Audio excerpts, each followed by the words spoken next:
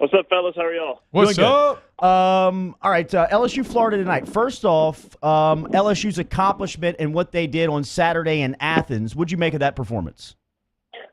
I thought, it was weird because you look at the scoreboard and you're kind of watching the game and you look at the records and you think, maybe LSU should be beating Georgia by more than they are. But going back and watching, I just thought Georgia played really well. I thought they gave LSU absolutely their best shot. I thought Claxton was really good. I thought LSU played pretty well too. I mean, they only turned it over 8 times, shot it well. They didn't do a terrible job on the board. So I thought it was a good win. I mean, road win. I think this team maybe has spoiled some people a little bit because they've been so good on the road. But SEC road wins are really difficult to come by. So I thought it was a good win and a pretty good performance from LSU. Yeah, I kind of find tough to really bring criticism to it. I mean, the way that they kind of battled. I mean, just going in and finding Nas in the second half and weathering the storm of Georgia, making 11 of 13 field goals to start the second half. I mean, if a home team does that, usually the road team's going to lose. All right, tonight's challenge, Florida, 6-6 in the league for Mike White's group, but a really nice win Saturday over Alabama. Yeah, they're a team that the computers love. They're I think 30th in the Ken Palm rankings. They're 33rd in the net.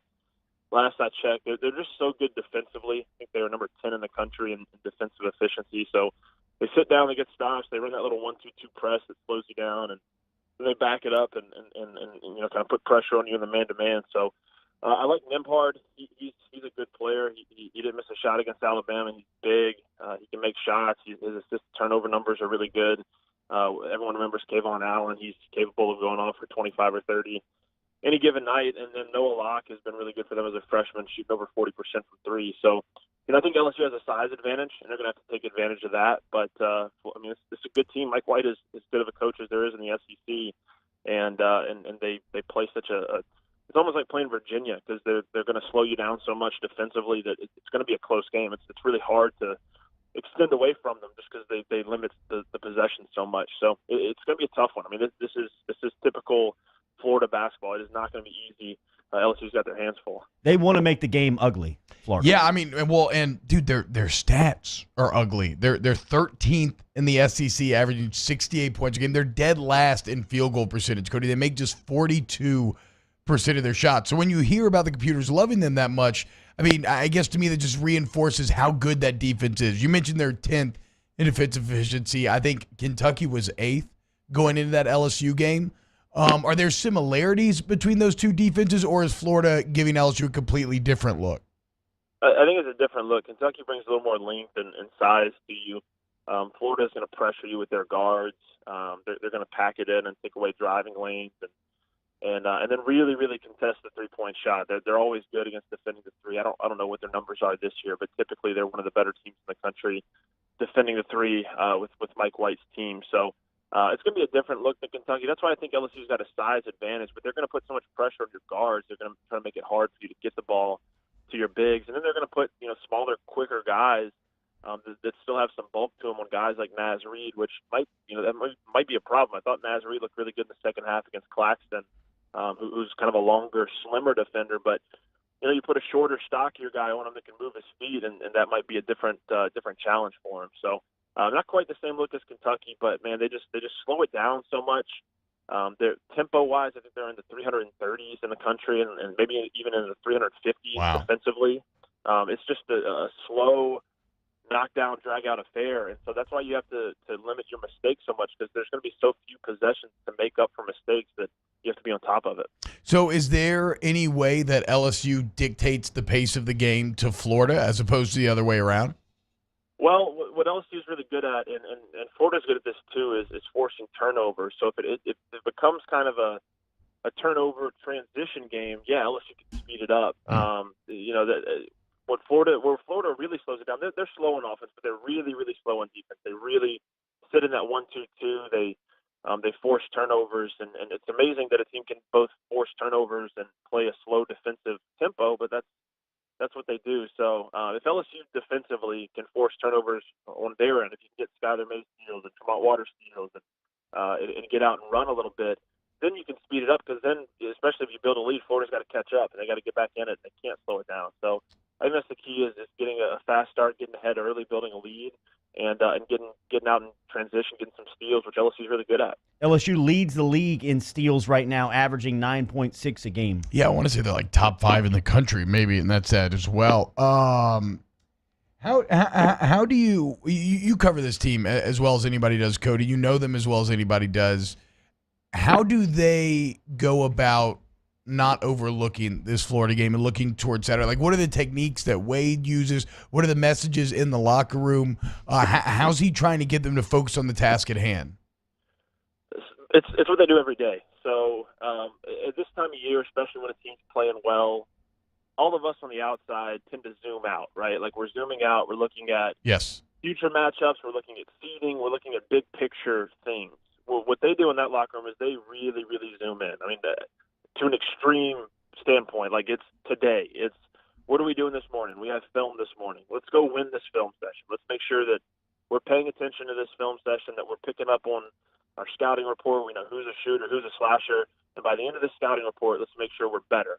And so they literally break it down into the tiniest increments. All right, now it's time to go to class. Go to class, pay attention, take notes, go win class. And so they just break it down into little contests, little competitions throughout the day, going into practice, after practice, make sure you get in the cold tub. Everything's a competition. Everything's a little win, a little victory to be had. And so when you do it that way, on Tuesday, ideally, you're not even thinking about the game necessarily. You're just thinking about, okay, we've got to get through this scouting report. We've got to get through this. And then when game day comes around, it's just another competition, the 50 that you've done that week. So that's their approach. It's worked so far. It's about as extreme of kind of a being in the present moment approach as I've ever seen from a team, but they're buying into it. I mean, if you talk to Tremont Waters, he sounds like a Zen master in some of these media sessions where he's just talking about, hey, I'm in the present moment. I'm focused on today. I want to win this media session. Then I'm going to go get in the cold tub after this. I want to win that. I mean, it's amazing how they've picked up on the messaging and just run with it. How much of that is from the sports psychologist, Greg Graber, who it's well documented has worked with Wade for years and years? Yeah, so Will has two guys. He has Joel Fish, who's the psychologist, and then Greg Graber, who's kind of the mindfulness and breathing coach, if you will. And it's just kind of another piece of the puzzle for this team. They take such a holistic approach. I mean, if you talk to Greg Golden, their strength and conditioning coordinator, everything that he does is dissected to the detail, to the lift. He has different lifts tailored for different guys at different times on different days. I mean, everything is so specific. So that's the thing that I've always noticed about Will from the first time I spent some time around him. He's the most detail-oriented coach I've ever been around. I mean, it's insane the detail that they pay attention to, and the benefit of that is when you have so many tiny details to deal with every day, so many boxes to check, it's hard to get caught up in the big picture because you've got to get through your task list that day. And so that's the approach that they take from top to bottom, and the players have I mean, this team has really, really bought into it, starting with Tremont Waters, who is he's just changed his perspective completely, and I think the rest of the team's picked up too. Boot Up podcast host Cody Worsham joining us here, 104.5 ESPN Baton Rouge, ESPN New Orleans, and Alexandria. You can get that podcast, latest edition, online at lsusports.net. On the latest podcast of Boot Up, there's a sit-down with Emmett Williams. I thought he was the X factor in the last 20 minutes against Kentucky last week, especially the way that he impacted on both sides of the floor, affecting and protecting the rim and then sprinting the floor and finishing on the offensive end. How have you seen him adjust to his new role, right? Averaging 7 and 5 and playing limited minutes, coming away from, where he's been the superstar on every team he's played on. He's embraced it. I mean, it's tough when you come in as a 5-star. You probably have expectations to, be a starter and play 30 minutes a game. And Emmett's had games where he's done that, and he's had games where he's been huge, like you mentioned at Kentucky. And he's had games where he, plays 8 to 12 minutes and just has to come in and play his role. But he's embraced it. He's a special kid. I love talking to him. I mean, you guys had him on in April, I think. It was great. When he signed. And I remember that interview because I was leaving a dentist's office. And I was like, you leave the dentist and you're miserable. It's a terrible hour-long experience. Then I hear this kid on the radio, and he's got me all jacked up for my day. It's the same way anytime you talk to him. He's just got a different perspective, a different approach on life. He really attacks the day every day. He's such a big personality, and I think he translates that on the floor. He plays with so much energy. I think fans love the way that he leaves everything on the floor. He doesn't leave anything out there whether he's playing 8 minutes or or 28 minutes. So that's been his approach, and it worked. I mean, look, no bigger stage than at Rupp against number 5 Kentucky, and he delivered. So it's emblematic of this entire team. They're all buying into their roles and shining in them. Cody, you're a hoop head. Would you pay $4,000 to sit courtside and watch Zion and Duke play North Carolina tonight? How much money do you think I make? I wouldn't pay $4,000 for much of anything. Yeah, I mean, yeah, I'm basically right there with you, Cody. Enjoy it, man. We'll see you tonight over at the Maravich Center. All right, fellas. Prediction? Tigers win. State-run media. That's right. Yeah.